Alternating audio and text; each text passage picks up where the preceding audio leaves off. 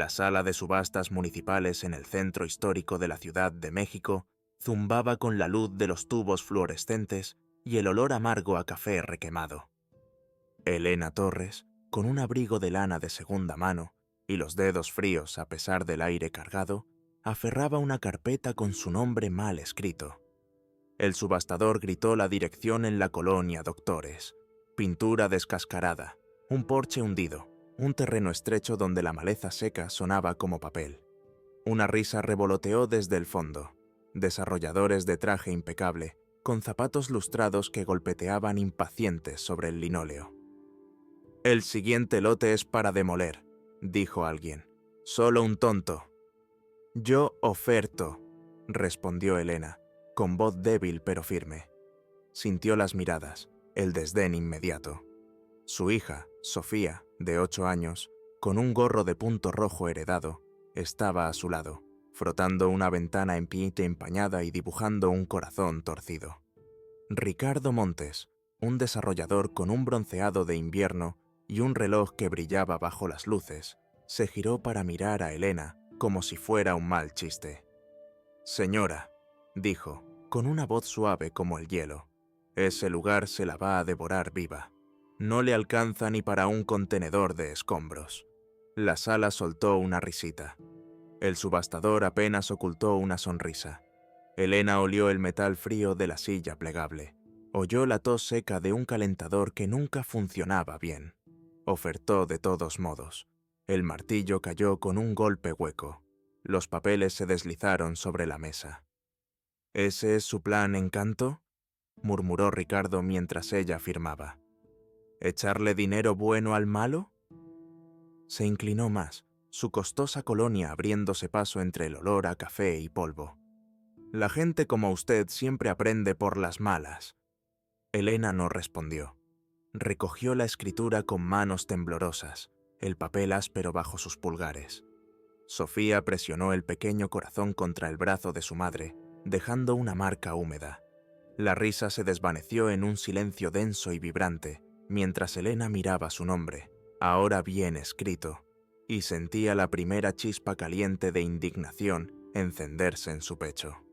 La tarde de invierno afuera era quebradiza, las banquetas cubiertas con una costra de nieve vieja convertida en hielo sucio. Sofía saltaba 3 pasos por delante, su gorro rojo moviéndose como un cardenal contra los edificios grises. «¿De verdad es nuestra hora, mamá? ¿De verdad? ¿De verdad?» «Sí», dijo Elena, guardando cuidadosamente los papeles en su bolso de cuero gastado.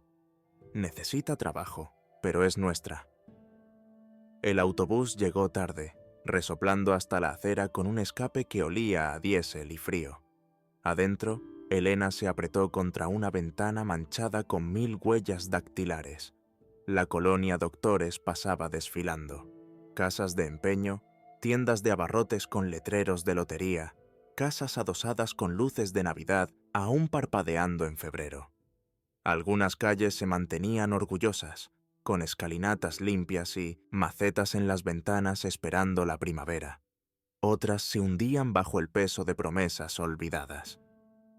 Elena había crecido no muy lejos de allí, en un departamento sin elevador donde su madre trabajaba turnos dobles en el Hospital General.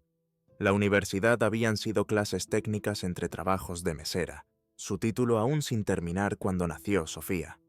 Su exesposo la había llamado poco práctica, una soñadora. Las mismas palabras, imaginó, que usaría Ricardo Montes.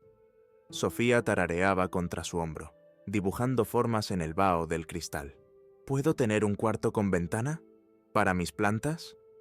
«Claro que sí», susurró Elena, aunque no tenía idea de cómo era realmente la casa por dentro.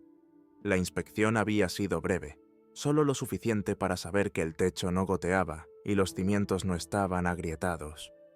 Todo lo demás era una apuesta hecha por terquedad y con lo último de sus ahorros. La casa estaba en la calle de los Escribanos, a mitad de una cuadra de viviendas de ladrillo construidas cuando las fábricas aún bordeaban el río.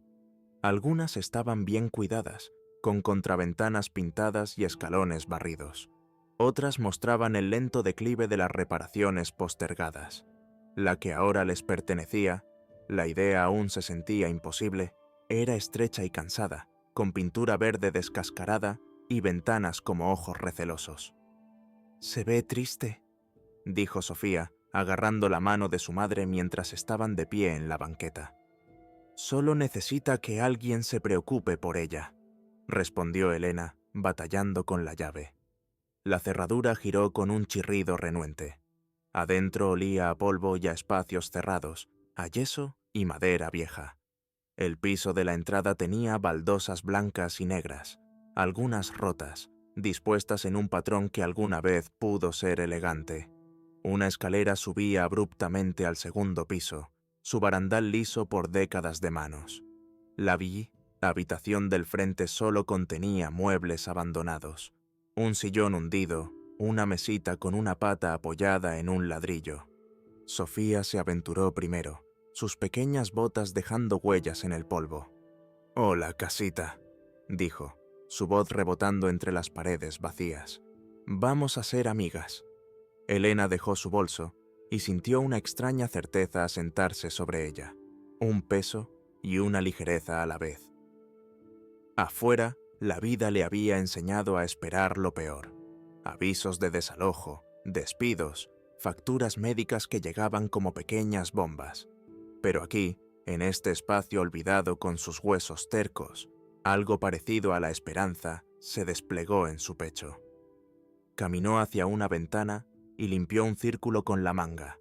Al otro lado de la calle, una mujer barría sus escalones, una radio sonando suavemente detrás de ella. En la casa de al lado, alguien había colgado un comedero para pájaros de una escalera de incendios. El barrio no estaba muerto, estaba resistiendo. «Empezaremos con un cuarto», le dijo Elena a Sofía, que giraba lentamente en los kato, remolinos de polvo que flotaban en un rayo de pálida luz solar. «Lo haremos cálido, luego otro. Iremos despacio». «Como comerse un elefante», asintió Sofía solemnemente, repitiendo uno de los dichos de Elena. Una mordida a la vez.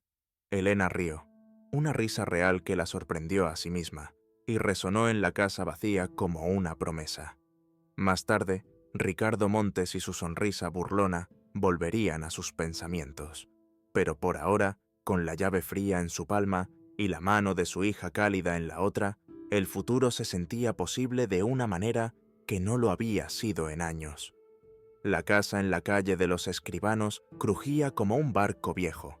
Las tablas del suelo chasqueaban bajo las botas, y el viento se colaba por las ventanas agrietadas con un silbido que olía a río y óxido. En la pequeña habitación del frente, un radiador traqueteaba pero nunca calentaba.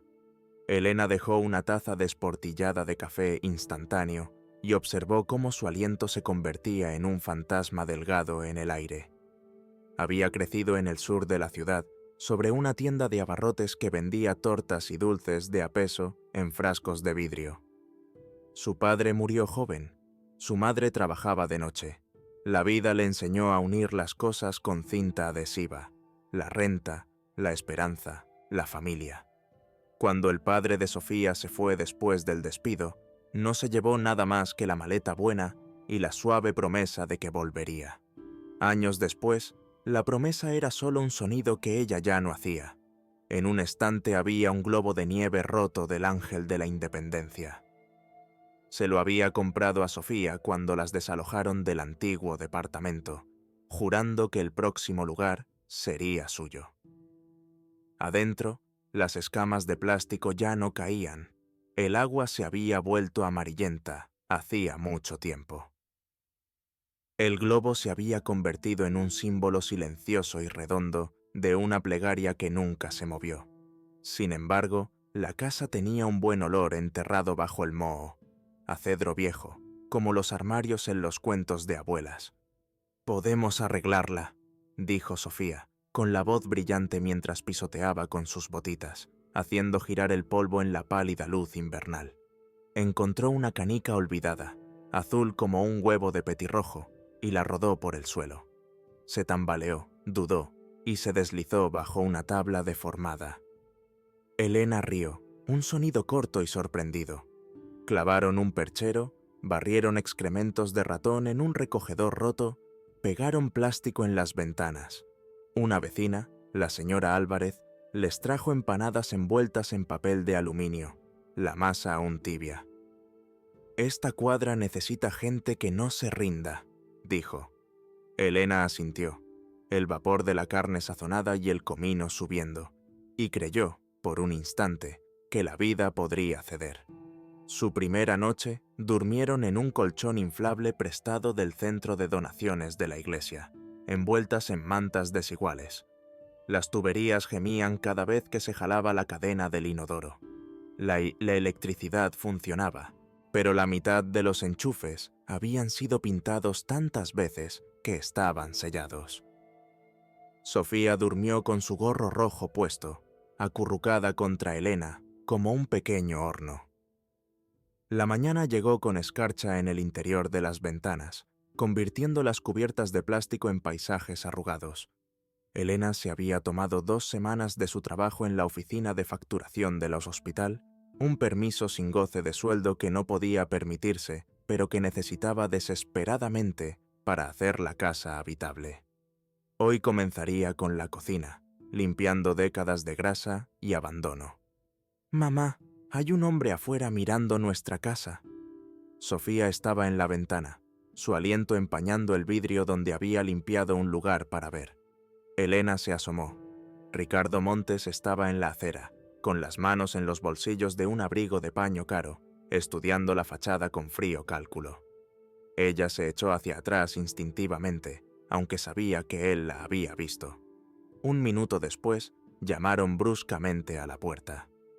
«Solo vine a ver cómo va mi inversión», dijo cuando ella abrió, sin esperar una invitación antes de entrar al vestíbulo. Sus ojos recorrieron las cubetas que recogían goteras, el yeso remendado, la pila de madera rescatada que Elena había arrastrado a casa desde un contenedor de construcción. Violaciones al código por todas partes. Nunca logrará poner esto en regla antes de que venga el inspector de la ciudad. «No lo invité a pasar», dijo Elena, manteniendo la voz firme. Sofía se asomó por el marco de la puerta de la cocina, con los ojos muy abiertos. Ricardo sonrió finamente. «Tengo una oferta permanente, $10,000 por encima de lo que pagó. Es una generosidad, considerando el pozo sin fondo que compró». Sacó una tarjeta de presentación y la dejó en la mesita tambaleante. «Llámeme cuando la realidad se imponga». La puerta se cerró detrás de él con un golpe hueco. Elena se apoyó contra ella, de repente exhausta. Los $10,000 borrarían la deuda de la tarjeta de crédito que había acumulado durante la mudanza, con suficiente para el depósito de otro lugar. Un lugar cálido, con plomería confiable y sin fantasmas de fracasos anteriores. «No nos vamos a ir, ¿verdad?», preguntó Sofía, su carita seria. «No», dijo Elena, guardando la tarjeta en el bolsillo. «No nos vamos». Pero su voz se quebró en las palabras. Esa tarde, otro vecino pasó a saludar. El señor Rojas, un anciano de manos nudosas que las había visto luchar para desatascar el fregadero de la cocina. Trajo su caja de herramientas y le enseñó a Elena cómo reemplazar la trampa de agua. «Mi Estela y yo nos mudamos aquí en el 73», dijo, limpiándose las manos en un trapo. «Los desarrolladores han estado tratando de echarnos a todos durante años, ofreciendo centavos por oro». El agua corrió clara después de su arreglo, un pequeño milagro que hizo que Elena quisiera llorar. Le ofreció café y se sentaron a la mesa desvencijada mientras Sofía jugaba arriba, sus pasos haciendo crujir el techo en un ritmo que ya se sentía como hogar. «Ricardo Montes ha comprado 4 casas en esta cuadra», dijo el señor Rojas, ahuecando su taza con ambas manos. «Las deja vacías hasta que se caen a pedazos. Luego la ciudad las declara en ruinas y él compra el terreno por nada». Miró a Elena fijamente. «No quiere su casa, señora. Quiere toda esta cuadra, y la gente como nosotros estorba». Esa noche, después de que Sofía se durmiera, Elena se sentó en el suelo de lo que sería su habitación, revisando una caja de fotos familiares. Su madre a los 19 años, con el pelo en un crepé, parada orgullosamente frente a la tienda de abarrotes. Su padre, a quien apenas recordaba, riendo en un malecón de Veracruz. Ella misma a la edad de Sofía, chimuela y seria. Provenía de gente que se quedaba, que arreglaba cosas, que hacía algo de la nada. El pensamiento la calentó más que el calentador eléctrico que zumbaba en la esquina. Un suave golpeteo interrumpió sus pensamientos. Al principio, pensó que eran las tuberías o el viejo radiador enfriándose. Luego lo escuchó de nuevo. Toc, toc, pausa, toc. Proveniente de debajo de las tablas del suelo. Ratones, probablemente.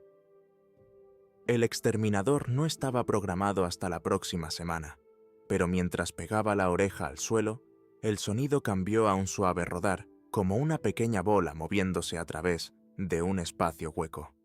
Recordó la canica azul de Sofía desapareciendo bajo la tabla deformada. Curiosa, pasó los dedos por las juntas de la madera, buscando huecos o tablas sueltas. En el silencio de la casa dormida, con el sonido lejano del silbato de un tren nocturno llegando sobre la colonia, Elena sintió que algo se movía bajo las yemas de sus dedos. Una tabla del suelo que se movía ligeramente cuando se presionaba en un extremo. Ejerció presión, y el extremo opuesto se levantó una fracción de pulgada, revelando oscuridad debajo y el débil brillo de algo que podía haber sido la canica perdida, o algo completamente diferente. Días después, el inspector de la ciudad llegó con una tabla con sujetapapeles y una boca como un candado. Su linterna trazaba conos fríos a través de las habitaciones oscuras. «Inseguro», dijo, golpeando el yeso con un bolígrafo. «Peligroso. Carga del techo. Moho negro». Cada palabra caía con el peso sordo de un pequeño martillo. Colocó un aviso naranja brillante en la puerta que gritaba a la pálida luz de febrero. «En riesgo de demolición si no se repara». En la acera, la camioneta negra de Ricardo Montes esperaba con el motor en marcha, el escape formando fantasmas blancos. Bajó la ventanilla, sonriendo. «Se lo dije. Venda, y yo me haré cargo del problema». Agitó un cheque como si estuviera alimentando palomas. A su alrededor, la cuadra contuvo el aliento. Un autobús gimió. Un perro ladró detrás de una cerca de alambre. Nanetta. Mujer empujaba una carriola pasando un montón de nieve con el débil sonido de las ruedas sobre la sal. Las mejillas de Elena ardían. El olor a aceite del bolígrafo del inspector se mezclaba con la acidez del panel de yeso húmedo. Esa noche, permaneció despierta en un colchón de segunda mano, colocado en la única habitación con una puerta que cerraba.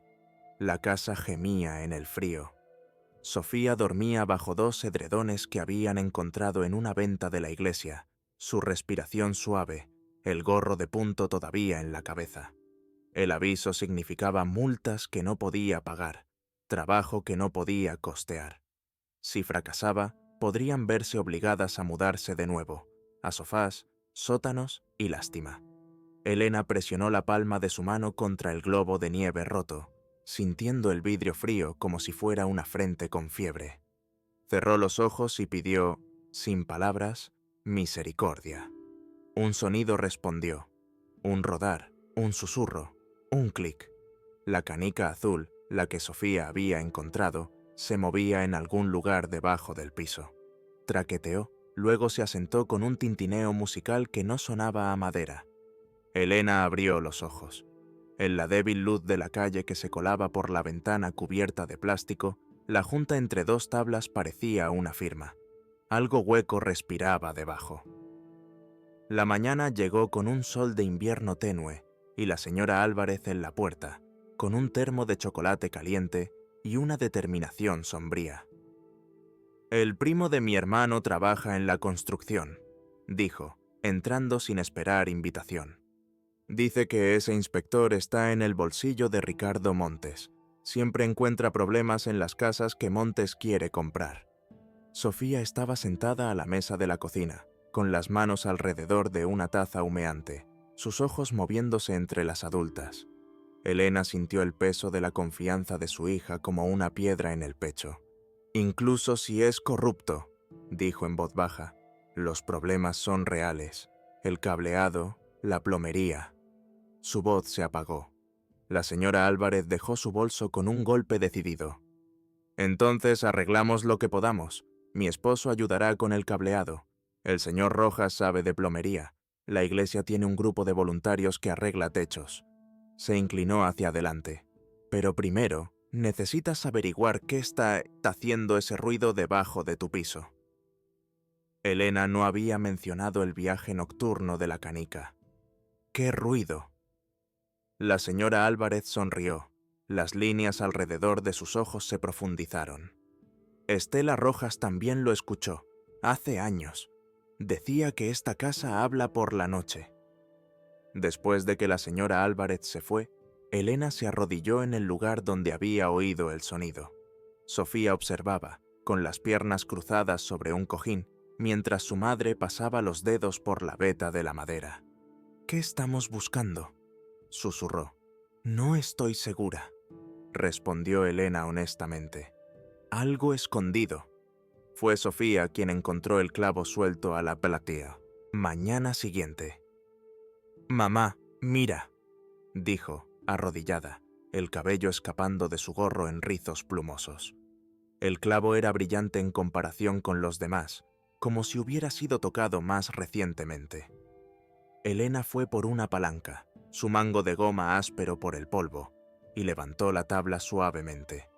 El aire que subió era seco y fresco, con un aroma a bibliotecas antiguas. Papel, pegamento de encuadernación, aceite de cedro. Debajo del piso había una cavidad estrecha forrada de madera. Dentro, envuelta en hule encerado por el tiempo, había una caja de metal del color de los centavos oscuros. Una pequeña etiqueta de latón en la parte superior decía Villalobos en letras ordenadas. El corazón de Elena golpeó contra sus costillas. Le temblaban tanto las manos que tuvo que poner la caja en el mostrador de la cocina, junto a un tazón de manzanas magulladas. El pestillo estaba duro, pero cedió. Dentro había fajos de papeles atados con cintas descoloridas, una llave con el logo de un banco y un libro de contabilidad encuadernado en cuero. En la primera página, una letra pulcra. Leonor Villalobos, calle de los Escribanos, 1937. Los fajos eran bonos al portador, municipales, industriales, algunos sellados como pagado, otros intactos, con fechas que abarcaban desde la Gran Depresión hasta la década de 1960. Entre ellos había una carta amarillenta como el té. «¿Qué es, mamá?». Sofía se paró de puntillas, mirando dentro de la caja. «¿Un tesoro?». «Creo que sí», dijo Elena, desdoblando la carta con dedos temblorosos. El papel era delicado, la tinta desvaída a sepia. La caligrafía de Leonor Villalobos fluía por la página en una cursiva elegante, aún nítida después de décadas escondida. Elena leyó en voz alta, con la voz rasposa. Leonor, que había dirigido una tienda de textiles, había escondido sus ahorros en el piso antes de enfermar. Escribió que la casa debía pertenecer a una familia que conozca el precio del pan y la dignidad del trabajo, y que los bonos, una vez vencidos, no solo mantendrían un techo sobre esa familia, sino que repararían lo que sea que esté roto en este barrio. La llave correspondía a un número de caja de seguridad en un banco del centro. «Nos lo dejó a nosotras», dijo Sofía con la simple certeza de la infancia. «Sabía que lo encontraríamos». Elena apretó el papel contra su pecho. El globo de nieve roto brillaba en el estante. Por un instante, las escamas parecieron moverse. La señora Álvarez se santiguó cuando vio los bonos. Luego abrazó a Elena tan fuerte que su abrigo crujió. «Llama a alguien honesto», susurró. «Llama a la asistencia jurídica». Elena lo hizo. La abogada pro bono, la licenciada Serrano, llegó con ojos cuidadosos y guantes de látex. calculó, moviendo los labios. Si se validan, dijo en voz baja, estamos hablando de más de 3 millones de pesos. La cifra quedó flotando en el aire como humo. Era suficiente para arreglar la casa, pagar las deudas, ahorrar para la educación de Sofía. Una suma que podría cambiar la trayectoria de sus vidas. Ricardo Montes vino al día siguiente, con otra oferta en el bolsillo, más alta esta vez.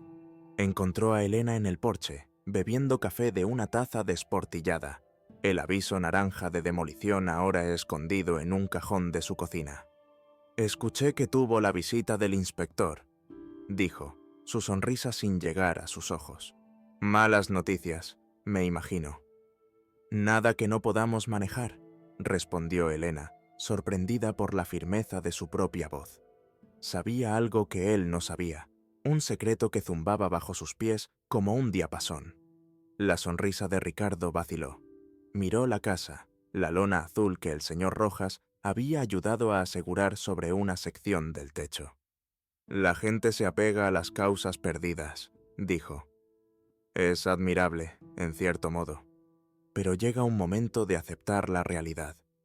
Elena tomó un sorbo de su café, sintiendo el calor extenderse por su pecho. «He estado pensando mucho en la realidad últimamente», dijo. «Sobre lo que permanece oculto hasta que a alguien le importa lo suficiente como para mirar». Él frunció el ceño, sin entender. Al final de la cuadra, Sofía jugaba al avión con la nieta de la señora Álvarez, sus risas brillantes en el aire frío. «Esta casa ha estado en pie durante casi un siglo», continuó Elena.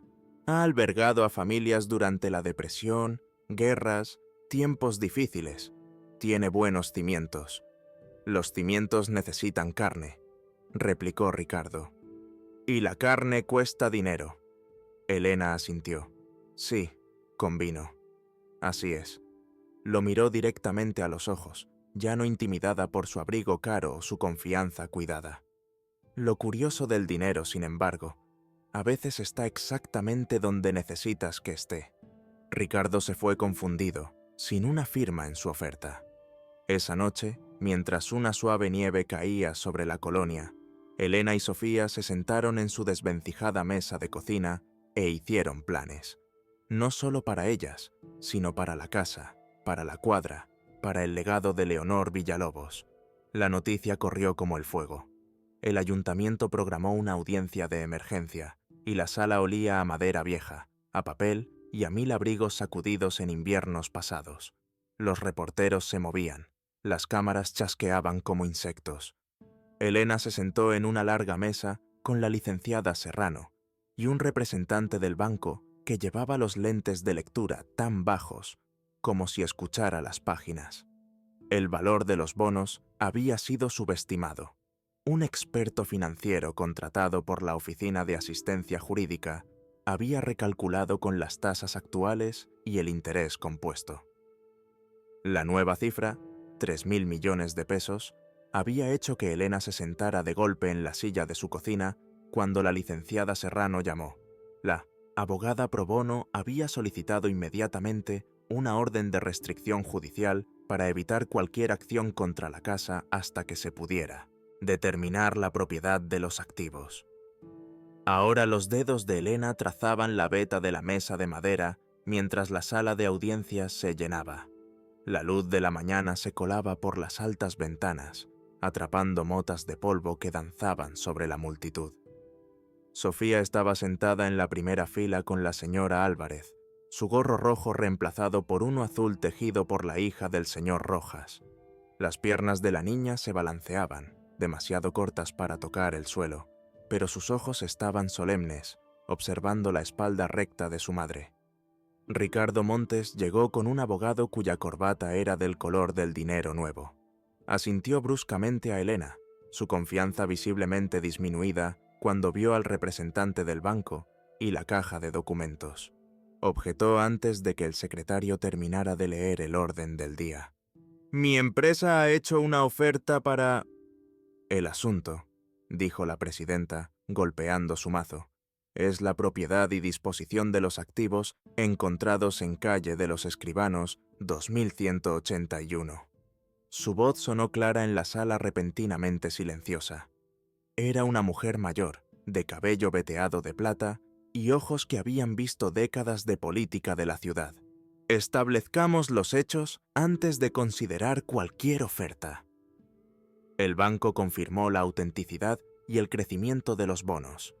El libro de contabilidad, cotejado con los números de cuenta y la llave, rastreó los intereses a lo largo de décadas.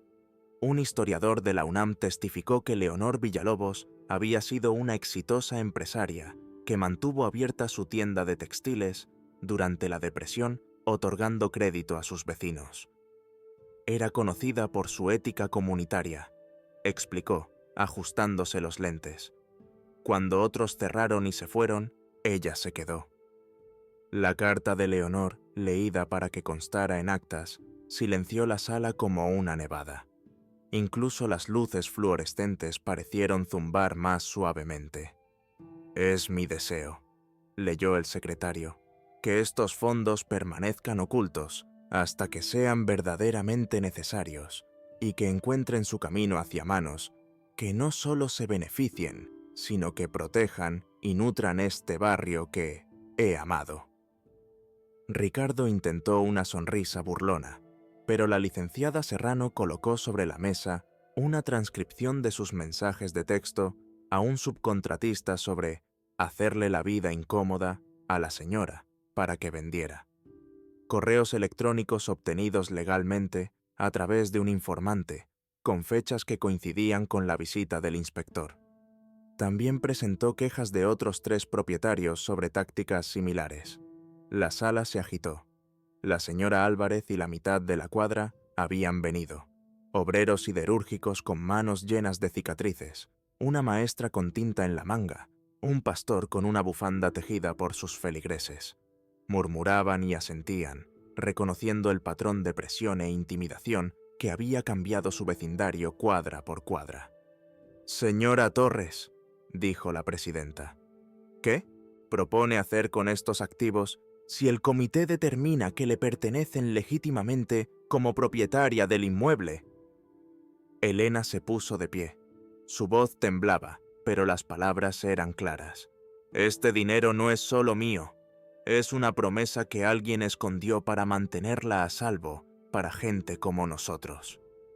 Describió la carta de Leonor, el olor a cedro, la canica azul que la guió. «Quiero honrarla». Desdobló un papel donde había escrito su plan la noche anterior, en la cocina silenciosa mientras Sofía dormía. «Propongo un fideicomiso comunitario, con una junta independiente que incluya a los vecinos, para renovar las casas de la cuadra que necesiten reparación, financiar becas en la escuela del barrio y crear un jardín comunitario y un espacio de reunión donde ahora hay lotes baldíos». Miró directamente a Ricardo. «No para demoler, sino para construir». La presidenta asintió, con los ojos brillantes. Vinieron preguntas del comité, sobre la gobernanza, sobre la transparencia, sobre la responsabilidad fiscal.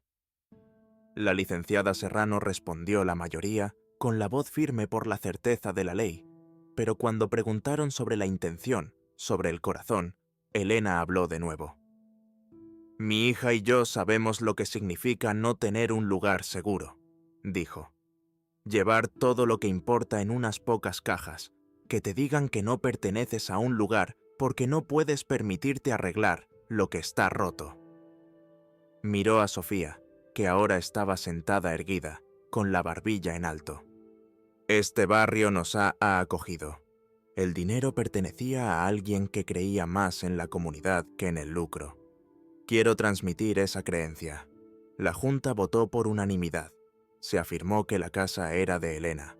Los bonos se colocaron en un fideicomiso comunitario con Elena como una de las fiduciarias. Las primeras asignaciones se destinaron a reparaciones de techos en la cuadra, una beca en la escuela del barrio, y se recomendaron sanciones legales contra la empresa de Ricardo por prácticas coercitivas. El abogado de Ricardo guardó sus cosas sin levantar la vista. Al fondo, alguien empezó a aplaudir. Luego todos lo hicieron. El sonido creció y llenó el alto techo de la sala, resonando contra el mármol y la memoria. Afuera, la nieve caía de nuevo. Copos suaves y húmedos que se adherían a los abrigos de lana y a las pestañas. Elena estaba de pie en las escalinatas del ayuntamiento, mareada por los acontecimientos de la mañana. Sofía corría en círculos a su alrededor, atrapando copos de nieve en la lengua. La señora Álvarez la abrazó ferozmente, luego el señor Rojas, luego vecinos cuyos nombres aún estaba aprendiendo. «Hiciste lo correcto por Leonor», dijo una anciana, presionando la mano de Elena entre sus palmas de papel. «La conocí cuando era niña. Le habrías caído bien. El fideicomiso tardaría meses en establecerse por completo. Papeleo, estructuras legales, consideraciones fiscales que mareaban a Elena. Pero la orden de restricción inmediata contra el aviso de demolición significaba que podían quedarse en su casa, comenzar las reparaciones, respirar. Ricardo pasó junto a ellos de camino a un coche que lo esperaba, con el cuello del abrigo levantado contra la nieve. Se detuvo, con la boca apretada. Por un momento, Elena pensó que la amenazaría o discutiría. En cambio, hizo un breve asentimiento, casi respetuoso. «No me lo esperaba», dijo, casi para sí mismo. Luego se fue, tragado por el remolino blanco. Esa noche, Elena y Sofía se sentaron en los escalones de su porche a pesar del frío. Las farolas creaban halos en la nieve que caía. Al final de la cuadra, las ventanas brillaban con un cálido resplandor dorado, y de la cocina de alguien llegaba música, un viejo bolero que hizo que Elena pensara en su madre bailando mientras preparaba la cena del domingo. «¿Somos ricas ahora?», preguntó Sofía, su aliento formando una nube. Elena sonrió, acercando a su hija. «No», dijo, «pero estamos a salvo, y el dinero ayudará a mucha gente a estar a salvo también». Sofía asintió, satisfecha. Comprendió, a su manera de 8 años, que algo fundamental había cambiado, no solo para ellas, sino para toda la calle, las casas con sus ladrillos llenos de historias y sus ventanas tercas, la gente que se había quedado cuando quedarse no era fácil. «Creo que Leonor sabía que lo encontraríamos», dijo Sofía después de un rato, repitiendo sus palabras de días antes. «Quizás no a nosotras específicamente», respondió Elena, observando cómo la nieve transformaba su jardín lleno de maleza en algo prístino, pero sí a alguien que lo usaría como ella quería. Se sentaron en un silencio cómodo, escuchando el suave susurro de los coches ocasionales en la calle amortiguada por la nieve, el lejano lamento de un tren, el tic-tac cristalino de los copos de nieve al caer sobre la barandilla de metal. Sonidos de una ciudad que había visto siglos de cambios, de fortunas hechas y perdidas, de comunidades formadas y rotas y formadas de nuevo. «Hogar», pensó Elena, «no solo la casa, sino esto, este momento, este sentimiento, esta certeza de que estaban exactamente donde debían estar». La primavera llegó temprano ese año. La casa en la calle de los Escribanos ahora lucía una nueva capa de pintura amarilla pálida, con molduras blancas nítidas contra el cielo cada vez más brillante. El porche hundido había sido reconstruido. Sus nuevas tablas de madera aún olían a cedro y a promesa. Adentro, los radiadores zumbaban con calor real, y las ventanas, reemplazadas por modelos de alta eficiencia energética, dejaban entrar la luz del sol sin la corriente de aire que la acompañaba. La transformación no había ocurrido de la noche a la mañana. Habían sido 3 meses de permisos, contratistas, inspecciones y reuniones interminables. 3 meses en los que Elena aprendió palabras como depósito en garantía, fiduciario y asignación, préténiton. Meses de quedarse dormida sobre documentos legales en la mesa de la cocina, mientras Sofía dibujaba elaborados planos para su habitación con crayones. «Necesita un nombre», había dicho la licenciada Serrano durante una de esas reuniones, golpeando su bolígrafo contra una pila de papeles de Constitución. Algo que capture el espíritu de lo que te están tratando de hacer. Fue Sofía quien sugirió el fideicomiso El Puerto, porque un puerto era un lugar seguro para que los barcos volvieran a casa, explicó. Los adultos alrededor de la mesa intercambiaron miradas y luego asintieron de acuerdo. Encajaba perfectamente. Ahora, en una tarde templada de marzo, los vecinos se reunían en lo que una vez fue un lote baldío junto a la casa de Elena. Se habían limpiado las malas hierbas y los vidrios rotos, la tierra se había arado y enriquecido. Voluntarios de un colectivo de jardinería local ayudaban a plantar árboles frutales a lo largo de la cerca, manzanos, perales, cerezos, sus ramas desnudas extendiéndose como dedos esperanzados hacia el cielo. Elena se movía entre la multitud, con una tabla sujetapapeles en la mano, cotejando nombres con una lista de proyectos aprobados por la junta recién formada. La señora Álvarez necesitaba un calentador nuevo. El señor Rojas había solicitado una renovación del baño para hacerlo accesible después de su cirugía de cadera. La joven pareja 3 puertas más abajo quería ayuda con los costos de guardería mientras terminaban sus estudios técnicos. El fideicomiso había establecido pautas claras. Primera prioridad a las reparaciones esenciales del hogar que evitarían el desplazamiento, luego a la educación y el cuidado infantil, y luego a los espacios comunitarios. Cada beneficiario tenía que contribuir con algo a cambio: habilidades, tiempo, conocimiento, para mantener el círculo de dar en movimiento. «El plomero puede empezar en su baño el próximo martes», le dijo Elena al señor Rojas, que estaba sentado en una silla plegable, observando la actividad con ojos brillantes. «Y la compañía de equipo médico entregará las barras de apoyo el jueves». Él asintió, con sus manos nudosas dobladas sobre el mango de su bastón. «Nunca pensé que vería este lugar florecer de nuevo», dijo. «Viví aquí 50 años, lo vi decaer. Y ahora esto». Señaló hacia donde los niños pintaban un mural en el muro de contención de concreto. Una escena vibrante de casas adosadas, jardines y personas de todos los colores tomadas de la mano.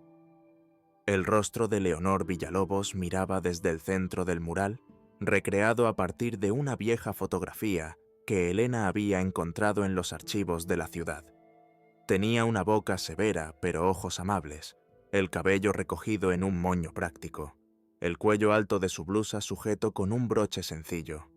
El artista, un estudiante de secundaria local que recibió la primera beca El Puerto, había capturado un toque de picardía en el arco de sus cejas.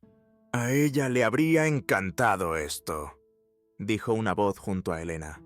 Era la anciana de las escalinatas del ayuntamiento, doña Carmen, que resultó ser una mina de oro de la historia del barrio. Tenía 10 años cuando Leonor le dio su primer trabajo, clasificando botones en la tienda de textiles. Aunque podrían haberse quejado de tener su foto ahí arriba. Era muy reservada, Leonor. «¿Crees que le estamos haciendo justicia?», preguntó Elena, de repente insegura. La responsabilidad del fideicomiso pesaba sobre ella a diario. Todo ese dinero, todas esas expectativas, todas esas vidas impactadas por las decisiones que ayudaba a tomar. Doña Carmen sonrió, las líneas de su rostro profundizándose como la veta en madera muy querida. «Más que justicia, diría que estás siendo francamente sensata con su dinero». Le dio una palmadita en el brazo a Elena. «Hablando de sensatez, ¿has apartado algo para ti? ¿Para la Universidad de Sofía?». Elena asintió. La Junta había insistido en que un pequeño porcentaje se destinara al Fondo de Educación de Sofía y para la propia casa de Elena. Se sintió extraño, admitió. Tomar algo. «Así es como sé que Leonor eligió bien», dijo doña Carmen. «Los que lo merecen rara vez creen que lo hacen». Al otro lado del lote, Sofía ayudaba a los niños más pequeños a plantar semillas de zanahoria en camas de cultivo elevadas. Su gorro azul estaba echado hacia atrás, sus mejillas sonrojadas por el esfuerzo y la emoción. Levantó la vista y saludó, y Elena sintió la familiar opresión en el pecho, esa mezcla de amor feroz y miedo que había definido la maternidad para ella. El miedo era menor ahora. El fideicomiso no podía resolverlo todo. El barrio todavía enfrentaba desafíos de pobreza, adicción, negligencia sistémica. Pero había creado un respiro. Espacio para que la gente planificara más allá de las compras de la próxima semana o la renta del próximo mes. Espacio para soñar un poco. Ricardo Montes había trasladado sus operaciones a otra parte de la ciudad. Las sanciones legales no habían paralizado su empresa, pero la publicidad lo había vuelto más cauteloso. Incluso había hecho una donación a regañadientes al programa de verano para jóvenes del fideicomiso El Puerto, aunque Elena sospechaba que era más por deducciones fiscales que por un cambio de corazón genuino. La licenciada Serrano se acercó, con una carpeta bajo el brazo. «Los papeles para la compra del centro comunitario están listos», dijo. «La antigua ferretería en la avenida del frente. El dueño aceptó nuestra oferta. Se convertiría en un espacio polivalente, laboratorio de computación, salas de reuniones, cocina para clases de cocina, taller para capacitación laboral. Elena había insistido en un rincón dedicado a la tienda de textiles de Leonor, con el letrero original que habían encontrado en la Sociedad Histórica de la ciudad y una exhibición de máquinas de coser de la época. También nos reuniremos con la Caja de Ahorro Popular la próxima semana, continuó la licenciada Serrano. Están interesados en asociarse en el programa de microcréditos para pequeñas empresas. Tantas piezas moviéndose ahora, tantas vidas entrelazadas. A veces, Elena se despertaba por la noche, abrumada por el alcance de lo que habían puesto en marcha. Pero luego, oía la respiración constante de Sofía, desde la habitación de al lado, o el crujido reconfortante de la casa, asentándose sobre sus cimientos, y recordaba, un paso a la vez. Un cuarto, luego otro. Una mordida al elefante. La tarde se alargó hasta el anochecer. Alguien sacó mesas plegables y las cubrió con manteles desiguales. Apareció comida, las empanadas de la señora Álvarez, los dumplings del señor Lee de la tienda de la esquina, el pastel de durazno de doña Carmen, el famoso chile del pastor. Un adolescente instaló altavoces y empezó a poner música, el bajo vibrando agradablemente bajo los pies. Elena se encontró sentada en los escalones de su porche recién reconstruido, mientras el crepúsculo suavizaba los bordes de la cuadra. Sofía se había quedado dormida en el columpio del porche, agotada por la emoción del día, con una mancha de tierra todavía en la mejilla. Los vecinos pasaban, ofreciendo platos de comida, actualizaciones sobre las renovaciones, historias de Leonor de aquellos que la recordaban. «Has cambiado las cosas», dijo el señor Rojas, sentándose con cuidado a su lado. «Para mejor». Elena negó con la cabeza. «Yo no, Leonor, el fideicomiso». Él soltó una risita, un sonido seco como el de pasar las páginas. «El dinero sin corazón es solo papel», dijo. «Tú le diste un propósito». Al final de la calle estaban descargando un camión de mudanzas.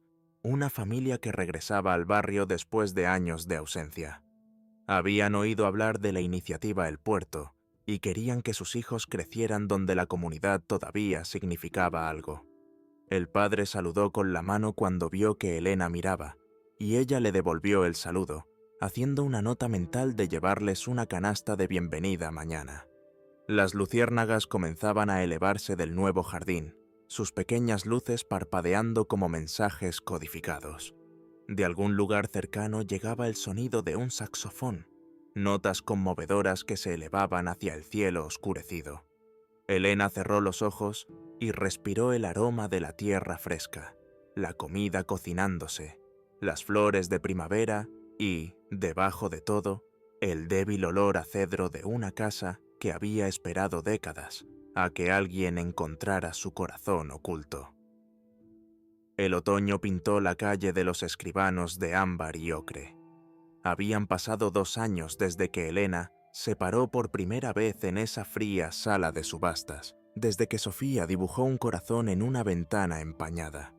El barrio Vaugirard había cambiado, no con la transformación cruda de la gentrificación que borra la historia, sino con la renovación suave que honra lo que vino antes. Llamaron al lugar renovado Casa El Puerto. El letrero, tallado a mano por un artesano local, colgaba sobre la puerta que siempre estaba abierta durante el día. 2 veces por semana, la señora Álvarez servía estofado en la mesa comunitaria que se extendía por lo que una vez fue la sala de Elena. Un electricista sindicalizado enseñaba a los adolescentes a conectar una lámpara sin miedo. Una bibliotecaria jubilada comenzó una hora de lectura en el rincón, lleno de libros donados. Elena se había mudado con Sofía al apartamento de arriba del centro comunitario en la avenida del Frente.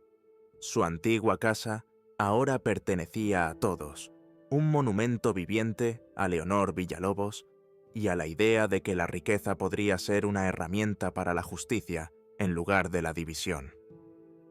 ¿Alguna vez imaginaste esto?, preguntó la licenciada Serrano mientras caminaban por el mercado de agricultores, que ahora llenaba la calle una vez por semana. Los productores locales exhibían tomates aún tibios de la vid. Un apicultor urbano vendía frascos de miel con el horizonte de la ciudad estampado en la etiqueta. Los artesanos ofrecían productos hechos a mano a precios que los vecinos podían pagar. Elena sonrió, viendo a Sofía ayudar a una anciana a seleccionar manzanas, colocándolas con cuidado en una bolsa de tela. Su hija había crecido, su rostro perdiendo algo de su redondez, pero sus ojos aún mantenían la misma convicción clara. «Ni de cerca», admitió Elena. «Solo quería un techo que no goteara». El fideicomiso. El puerto había crecido más allá de los bonos de Leonor. Otros filántropos, impresionados por el modelo, habían contribuido con fondos. Una universidad local se había asociado en un proyecto de investigación para estudiar el desarrollo liderado por la comunidad. Un documentalista estaba recopilando historias de los residentes, preservando la rica historia del barrio. Pero el corazón de la iniciativa seguía siendo pequeño e intensamente personal. El señor Rojas enseñando a un padre joven a reemplazar un grifo. Doña Carmen mostrando a las adolescentes cómo remendar la ropa de la manera en que Leonor le había enseñado. La señora Álvarez iniciando una clase de cocina donde se compartían recetas e historias familiares junto con las tazas de medir. El respeto, antes delgado como un hilo, se había engrosado hasta convertirse en algo en lo que podías apoyarte. Ricardo Montes se mantenía en otros barrios. Una tarde había pasado en un coche diferente y se tocó el ala de un sombrero imaginario, pero su mirada por fin era directa. Elena le devolvió el asentimiento. La misericordia no borraba el daño, pero la dignidad se negaba a cargarlo como un saco para siempre. Una reportera de El Sol de México se acercó mientras Elena ayudaba a colocar sillas para el taller de la tarde sobre jardinería urbana. «¿Tiene tiempo para algunas preguntas? ¿Sobre el modelo El Puerto?», preguntó, grabadora en mano. «La gente en toda la ciudad está hablando de replicarlo». Elena miró su reloj. «Solo unos minutos. Tengo una reunión de la Junta a las 3». La reportera sonrió. De casi perder su casa a presidir un fideicomiso multimillonario. Es todo un viaje. «El dinero nunca fue el punto», dijo Elena, enderezando una pila de folletos sobre compostaje. «Fue el catalizador, sí. Pero lo que ha sucedido aquí...» Hizo un gesto hacia la calle, donde los vecinos se saludaban por su nombre, donde los niños jugaban seguros, donde las pequeñas empresas habían comenzado a reabrir. Esto proviene de personas que ven posibilidades en lugar de solo problemas. Algunos dirían que es más fácil hacer eso cuando tienes millones en el banco, señaló la reportera. Elena asintió. «Los recursos importan», convino. «Pero he visto muchos proyectos bien financiados fracasar porque fueron impuestos desde arriba en lugar de crecer desde adentro». Pensó en los desarrollos de Ricardo Montes, edificios elegantes donde nadie conocía a sus vecinos, donde comunidad era un término de marketing en lugar de una experiencia vivida. La entrevista continuó, con Elena explicando cuidadosamente la estructura de gobierno del fideicomiso, el proceso de toma de decisiones que centraba las voces de los residentes, el equilibrio entre las necesidades inmediatas y la sostenibilidad a largo plazo. Mientras hablaban, un grupo de estudiantes de la secundaria local llegó para sus horas de servicio comunitario, integrándose inmediatamente al ritmo de la instalación del mercado. «Una última pregunta», dijo la reportera mirando sus notas. «¿Qué le diría a la gente que está luchando como usted lo estuvo, que podría estar enfrentando la pérdida de sus hogares en este momento?» Elena hizo una pausa, observando a un niño perseguir una hoja dorada por la acera. «Diría que tu valor no se mide por lo que posees o lo que ganas», respondió lentamente. «Que la dignidad no es algo que nadie pueda quitarte, incluso cuando lo intentan. Y que a veces la ayuda proviene de lugares inesperados, incluso de dentro de uno mismo». Después de que la reportera se fue, Elena caminó por el mercado saludando a los vendedores, hablando con los voluntarios, moviéndose con la confianza fácil de alguien que sabía que pertenecía. Ya no sentía el peso fantasma de las mangas de un abrigo de segunda mano, ni el nudo apretado de la preocupación por la renta del próximo mes. El fideicomiso le había dado seguridad, sí, un salario modesto, un fondo universitario para Sofía, un hogar que no le podían quitar, pero más importante, le había dado un propósito. Al anochecer, Elena se sentó en el porche de la casa El Puerto, observando a las luciérnagas parpadear como pequeñas señales a lo largo de la cerca. El aire de la tarde tenía un toque de humo de leña y la dulzura de las manzanas madurando en el huerto, comunitario. Sofía se sentó en los escalones con un libro, un gorro nuevo, tejido por ella misma ahora, calado para protegerse del frío otoñal. «¿Mamá?», preguntó, cerrando el libro y apoyando la cabeza en el hombro de Elena. La madera estaba tibia por el sol del día. «¿La casa nos eligió?». Elena sonrió, una calidez lenta y plena. «Quizás nos elegimos mutuamente», dijo, «y quizás Leonor eligió a quien quisiera escuchar». Sofía se acurrucó más cerca. «¿Qué quería que recordáramos?». «Que el dinero puede arreglar techos», respondió Elena, viendo encenderse la primera farola. «Pero solo las personas arreglan los corazones». Besó el cabello de Sofía y miró hacia la cuadra, viva y ordinaria y nueva. «El amor y la dignidad son tesoros que nadie puede robar». Desde adentro llegó el sonido de la risa. La clase de educación financiera de la noche estaba terminando. Los participantes recogían sus cuadernos y compartían historias mientras tomaban tazas de té. Pronto saldrían al porche, continuando conversaciones que los tejerían más apretadamente en la tela del lugar. Elena había conservado la caja de metal de Leonor, ahora exhibida en una vitrina en la entrada de la casa El Puerto. A su lado estaba el globo de nieve roto, sus escamas de plástico aún suspendidas en agua amarillenta, un recordatorio de dónde habían comenzado, de plegarias que a veces se responden de maneras que nunca esperas. La canica azul que los había llevado al legado de Leonor estaba en un pequeño plato junto al globo, atrapando la luz como un mundo en miniatura. Los niños que visitaban preguntaban su historia, y Elena les contaba sobre escuchar la voz de una casa, sobre seguir la curiosidad a través de las capas de un lugar hasta encontrar su corazón.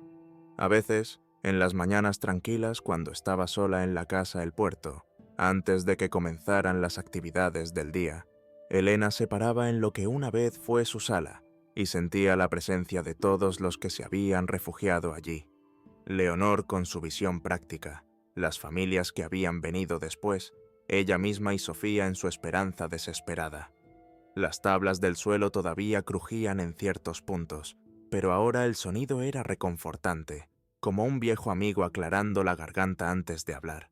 La casa le había enseñado que las cosas rotas no tenían que permanecer rotas, que el valor no siempre es visible en la superficie. que a veces lo que parece un final es solo una puerta esperando ser abierta.